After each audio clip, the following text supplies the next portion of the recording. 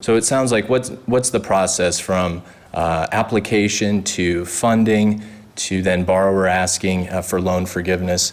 And as you mentioned, that's correct. So someone would come in and apply for a loan.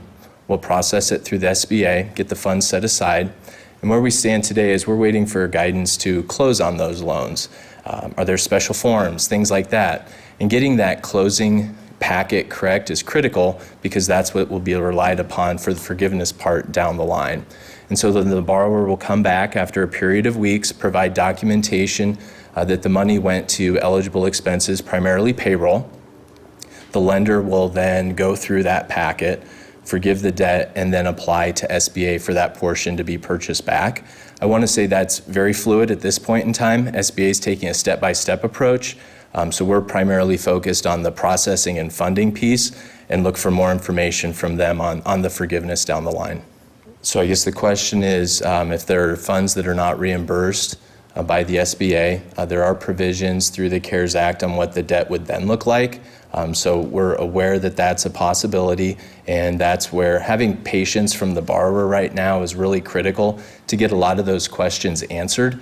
As banks continue to try and come on board to process these loans, that's a key component of risk as well that we anticipate and look forward to a little more guidance and clarity.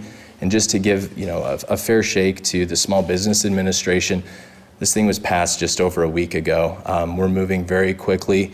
They are also working very, very hard to provide additional guidance. But this funding piece is really important, and I know people are excited to get back to work. Small business owners are excited to rehire, but there are some steps here in place that your community banks are largely relying on SBA to give guidance on how to get it right, because the expectation is on the backside of a forgivable loan and economic redevelopment.